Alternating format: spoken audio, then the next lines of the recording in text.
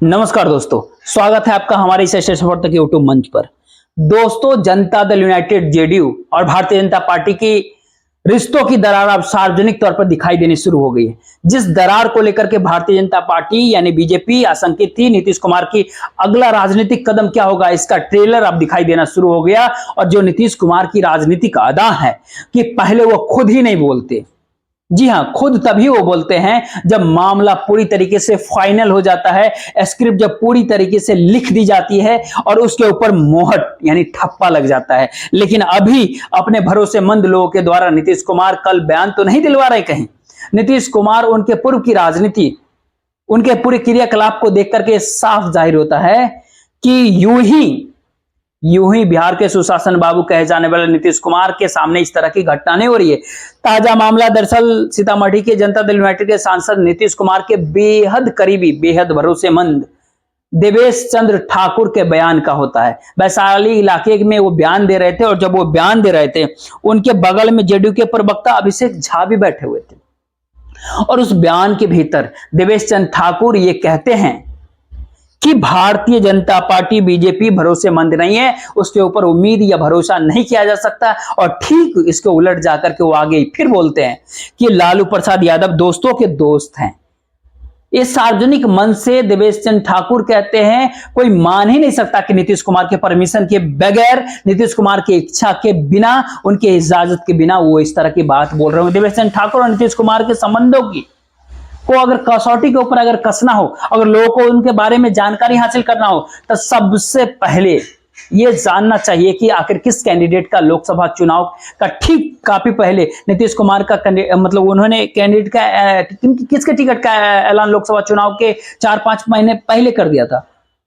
उस कैंडिडेट का नाम देवेश चंद्र ठाकुर है। सीतामढ़ी से आते हैं, जनता दल यूनाइटेड के भीतर ब्राह्मण समाज के एक बड़े प्रतिनिधि के तौर पे जाने जाते हैं, क्योंकि बिहार की राजनीति के भीतर जाति और कास्ट कॉम्बिनेशन का एक बहुत बड़ा अहम रोल होता है। तो उन परिस्थितियों के भीतर ब्राह्मण समाज के एक बहुत बड़े प्रतिनिधि के तौर पर देवेश चंद्र ठाकुर जाने जाते हैं। जेडीयू के क्राइसिस मैनेजमेंट के भीतर नीतीश कुमार के क्राइसिस मैनेजमेंट के तौर पर भी उनका कई बार इस्तेमाल किया जाता है।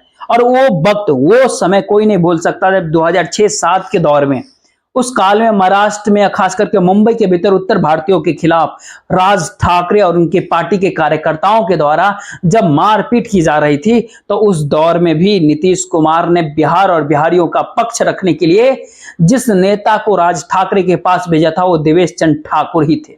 तो आप इस बात से बखूबी अंदाजा लगा सकते हैं कि देवेश चंद्र ठाकुर और नीतीश कुमार की राजनीतिक रिश्ते और व्यक्तिगत रिश्ते कितने गहरे और कितने मजबूत रहे होंगे। और वो देवेश चंद्र ठाकुर ये कहे कि भाजपा भरोसेमंद नहीं है, भारतीय जनता पार्टी भरोसेमंद नहीं है, मोदी भरोसेमंद नहीं है और लालू प्रसाद यादव आरजेडी दोस्तों का दोस्त है, तो आप बखूबी अंदाजा लगा सकते हैं कि आने वाले वक्त में जनता दल यूनाइटेड को कौन से कदम उठाने के लिए आगे बढ़ रही है। सबसे पहले हम वो आपको बात बताते हैं जो देवेश चंद्र ठाकुर सारी बात करते हैं जब वो वैशाली इलाके के भीतर तिरहुत कमिश्नरी की वैशाली क्षेत्र का इलाका होता है, जहां पर वो ये बयान देते हैं। और उस वीडियो को देवेश चंद्र ठाकुर ने क्या कहा कि लालू प्रसाद यादव भरोसेमंद है, दोस्तों के दोस्त है, और भारतीय जनता पार्टी भरोसे के लायक नहीं है, उसके ऊपर भरोसा नहीं कर सकते। ऐसे में सवाल उठता है कि देवेश चंद्र ठाकुर का बयान क्या जनता दल यूनाइटेड का औपचारिक बयान है या फिर उनका निजी बयान है। इस बात को लेकर के स्वाभाविक सी बात है कि अलग अलग तरह की बहस छिड़ेगी। लेकिन ध्यान दीजिए, जब आप वीडियो को आपने देखा होगा तो जनता दल यूनाइटेड के प्रवक्ता अभिषेक झा उनके बगल में बैठे रहते हैं। और देवेश चंद्र ठाकुर और नीतीश कुमार के राजनीतिक रिश्तों के बारे में हमने आपको पहले कहा कि कितने मधुर रिश्ते रहे।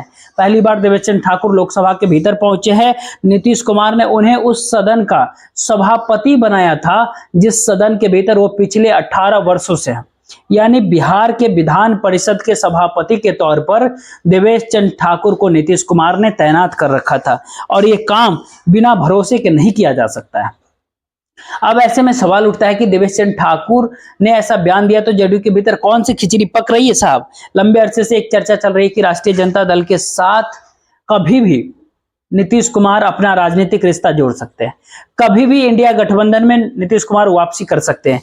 लेकिन ऐसे में नीतीश कुमार इंडिया गठबंधन में वापसी करेंगे, कब करेंगे, कैसे करेंगे या नहीं करेंगे, इस सारे सवाल को जरा एक नजर से देखने का प्रयास करें तो देवेश चंद्र ठाकुर का मतलब ज्यादा समझ में आएगा जब नीतीश कुमार जब भाजपा के खिलाफ बयान देते हैं तो कैसा बयान देते हैं वो, और राजद के खिलाफ और कांग्रेस के खिलाफ जब वो बयान देते हैं तो फिर कैसा बयान देते हैं। आखिर भारतीय जनता पार्टी के खिलाफ नीतीश कुमार के दो बयान काफी चर्चा में। एक बयान 2013 का जो उन्होंने बिहार विधानसभा के भीतर दिया था कि मिट्टी में मिल जाएंगे लेकिन भारतीय जनता पार्टी के साथ कभी भी नहीं जाएंगे, और दूसरा उनका एक बयान था जब 2022-23 के दौर में वो इंडिया अलायंस के साथ सरकार चला रहे थे, उस दौर का बयान कि मर जाना हमें कबूल है लेकिन उनके साथ जाना कबूल नहीं है।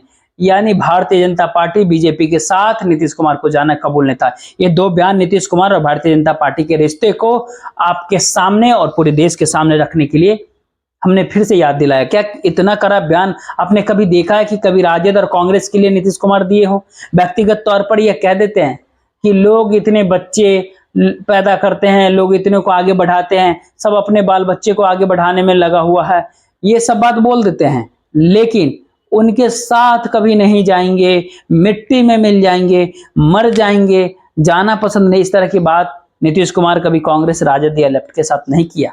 इसलिए भी नहीं करते क्योंकि नीतीश कुमार समाजवादी धारा की राजनीति करते हैं, उदारवादी लिबरल सोच के नेता माने जाते हैं, और भारतीय जनता पार्टी के मौजूदा नेतृत्व की सोच के साथ उनका तालमेल नहीं बैठ सकता। ये बात सबको पता है।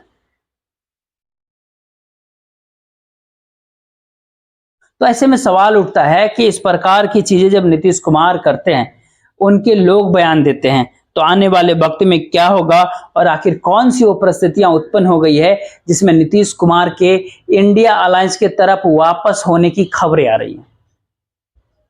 कम से कम देवेश चंद्र ठाकुर के बयान को अगर हम आधार मान करके चले तो ये बहुत बड़ा बयान होता है, और इस बयान से नरेंद्र मोदी और अमित शाह की उनकी होश उड़ा देने वाली, राजनीतिक तौर पर नींद हराम कर देने वाली बयान कह सकते हैं। कारण क्या है? कई सारे कारण हैं। बिहार को विशेष राज्य का दर्जा भारतीय जनता पार्टी के द्वारा नहीं मिलना, संसद के भीतर ये बयान दे देना कि मौजूदा पैरामीटर के हिसाब से बिहार जैसे राज्य विशेष राज्य के दर्जा के लिए फिट नहीं बैठता है, ये भारत सरकार का वित्त राज्य मंत्री का संसद के भीतर दिया गया औपचारिक बयान है। संसद के भीतर दिया गया बयान भारत सरकार का बयान माना जाता है। उसके आगे बिहार के विशेष पैकेज के मुद्दे पर कोई घोषणा नहीं होती है।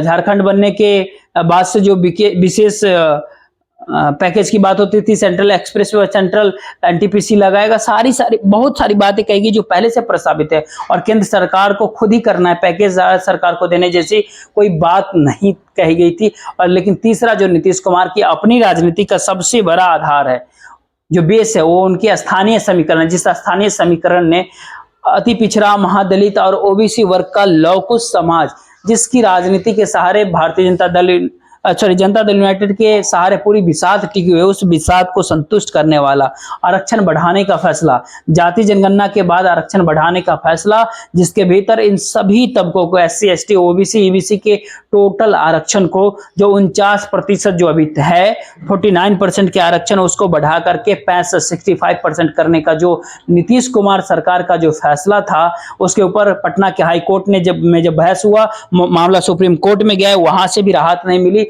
और बिहार सरकार की जो इच्छा है, नीतीश कुमार की जो राजनीतिक जिद कहे कि उनके 9वीं अनुसूची में इसको डालना होगा, विधानसभा के भीतर भी उन्होंने कहा कि केंद्र सरकार को हमने कह दिया है इस विषय को 9वीं अनुसूची में डाला जाए, ताकि न्यायालय की समीक्षा से ये आरक्षण का मुद्दा बाहर हो सके। और बाद में 9वीं अनुसूची की भी समीक्षा होती है, लेकिन आमतौर पे होती नहीं है समीक्षा। लेकिन नीतीश कुमार ये चाहते हैं कि बिहार में जो आरक्षण बढ़ाने का फैसला था वो 9वीं अनुसूची में जाओ। जाति जनगणना उनकी पुरानी डिमांड है, सर्वदलीय प्रतिनिधि मंडल के साथ को वो प्रधानमंत्री से भी मिल चुके हैं, और ऐसे में कास्ट सेंसस कराने के लिए केंद्र तैयार नहीं है। अनुराग ठाकुर जाति जनगणना का सवाल उठाने वाले राहुल गांधी के ऊपर कुछ भी तंज कस दे रहे हैं, उन्हीं की जाति उल्टे पूछने शुरू कर देते हैं।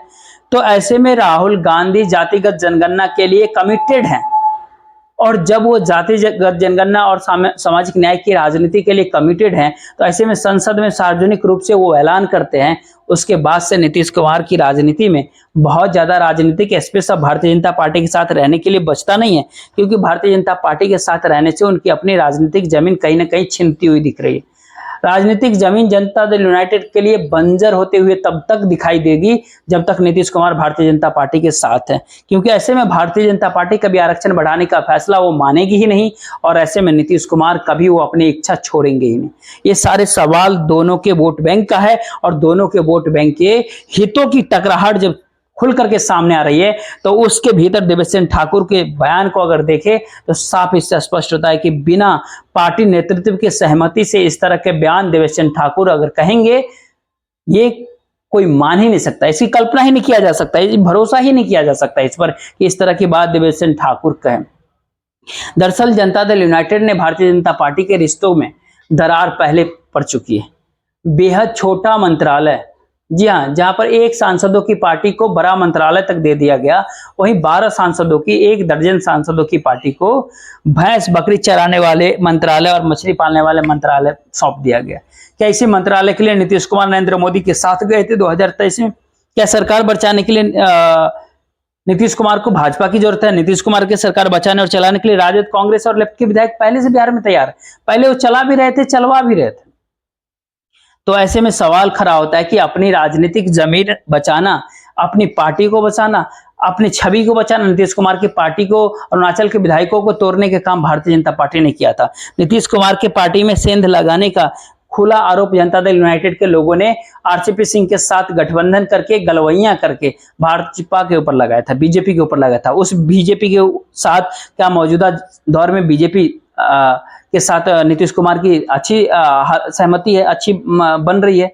नीतीश कुमार ने इन हालात के भापने में कहीं ना कहीं गलती की, अपनी राजनीति के ऊपर एक बहुत बड़ा सवालिया निशान पर चिन्ह लगा लिया कि इन मौके पर नीतीश कुमार ने सेकुलर खेमे का हाथ झटक करके तथा कथित कम्युनल यानी सांप्रदायिक खेमे का हाथ पकड़ लिया।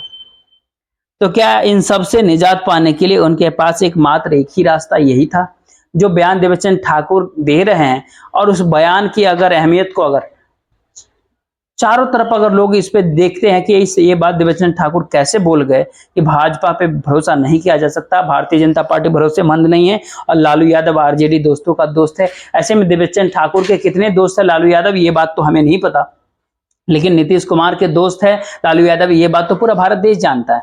आज से नहीं है, वो जेपी आंदोलन के वक्त से या कहे उससे पहले से पटना यूनिवर्सिटी के जमाने से नीतीश कुमार के दोस्त है लालू प्रसाद यादव। तो ऐसे में दोस्तों के दोस्त, यारों के यार और राजनीति में नरेंद्र मोदी शाह की काम करने का एक ढर्रा, इन सब के बीच राजनीति जिस दिशा में आगे बढ़ती हुई दिख रही है, न केवल बिहार बल्कि दिल्ली की सत्ता तक हिल जाएगी अगर नीतीश कुमार ने राजनीतिक रूप से करवट लेने का फैसला ले लिया। तो बिहार के भीतर यदि विपक्ष परिवर्तन नीतीश कुमार ने अगर कराया तो ऐसे में बहुत बड़ा खेल हो जाएगा और ये बड़े खेल की संभवतः एक, कहते हैं ना, पहला स्क्रिप्ट, पहला ट्रेलर देवेश चंद्र ठाकुर के द्वारा अपने बयान के माध्यम से उन्होंने दे दिया है। भाजपा यानी बीजेपी भरोसेमंद नहीं है, मोदी शाह भरोसेमंद नहीं है, भारतीय जनता पार्टी के साथ रहने वाले सांसद अपने मर्जी से नहीं कह रहे हैं, ये कोई भरोसा इस पे नहीं कर सकता। कोई अगर इसको खंडन भी कर दे, ये भी कह दे कि मेरी व्यक्तिगत राय थी या फिर मेरे बयान को तोड़ मरोड़ कर पेश कर दिया गया, तो भी वो वीडियो जो है, जो आप सोशल मीडिया कई प्लेटफॉर्म पे देख सकते हैं, बार बार देख सकते हैं। लेकिन क्या देवेश चंद्र ठाकुर वो पूरे होशोहवास में नहीं बोल रहे थे, वो पूर्ण होशोहवास में रहते, विद एग्जाम्पल उदाहरणों के साथ वो बोल रहे थे। तो ऐसे में आने वाले समय की राजनीतिक तस्वीर क्या होगी, अब इसके भीतर बहुत कुछ कहने को बचा नहीं रह जाता। बाकी थोड़ा वक्त को भी वक्त दिया जाए और देखते रहिए कि आगे क्या होता है आने वाले समय में। फिलहाल मुझे दीजिए इजाजत। बाकी इस वीडियो को ज्यादा से ज्यादा लोगों तक शेयर कीजिएगा, वीडियो को लाइक जरूर कर लीजिएगा और चैनल को सब्सक्राइब कीजिए। जय हिंद, जय भारत।